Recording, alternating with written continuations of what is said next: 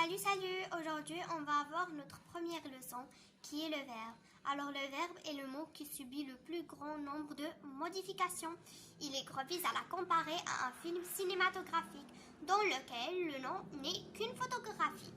Alors, c'est quoi un film cinématographique?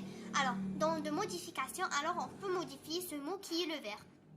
Un film cinématographique, ça veut dire son début est différent de son milieu et son milieu est différent de sa fin. Alors le verbe peut être régulier ou irrégulier. Il se conjugue, ça veut dire il a une comparaison et il se varie.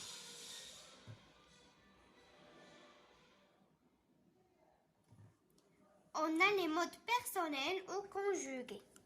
L'indicatif, l'impératif, le subjonctif et dans les modes impersonnels, on a l'infinitif, le participe et le gérondif.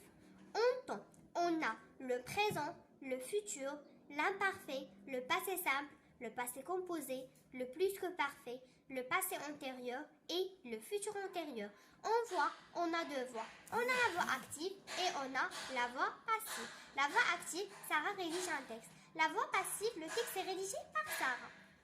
En personne, on a je, tu, il, elle, nous, vous, il, elle. En nombre, on a le singulier et le pluriel. Exemple, elle riait. Là, elle c'est singulier parce qu'elle est sans S. Et elle là est pluriel, comme on voit là, il y a un S. Riait. Alors, d'après le sujet, le verbe se varie ou se modifie ou se conjugue. En genre, quand il est participe. Alors, quand on voit d'après le genre du sujet, seulement quand il est participe. Par exemple, là, on a masculin, blessé, féminin, on a ajouté un E et dans le masculin, on l'a laissé tant qu'il est. On distingue des verbes auxiliaires comme être, avoir, qui servent à former les temps composés, comme je suis tombée, j'ai mangé, et des verbes copules ou attributifs, ou comme on les appelle des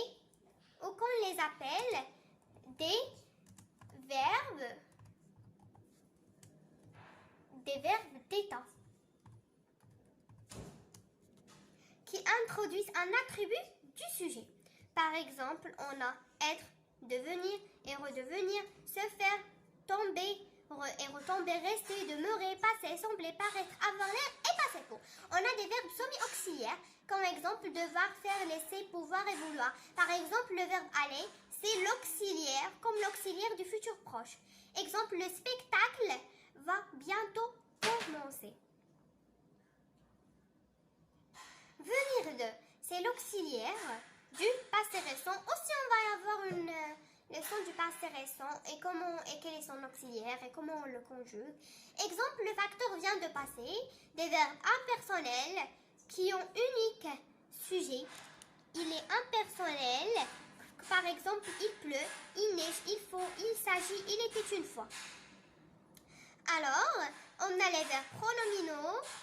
Par exemple, il construit un pronom personnel réfléchi de la même personne que le sujet. Me, te, ce, nous, vous et ce.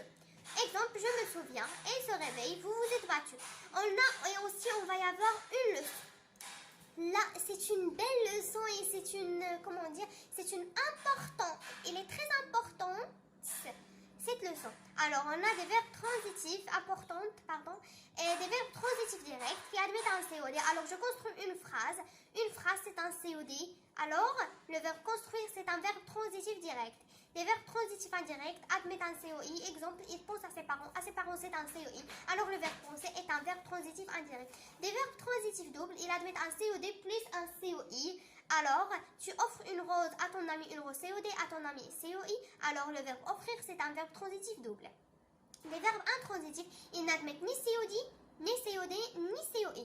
Alors, par exemple, le bébé dort. Dormir, alors dormir, c'est un verbe intransitif. Et merci de liker notre vidéo et de s'abonner à notre chaîne et de laisser un bon commentaire comme vous. Et au revoir.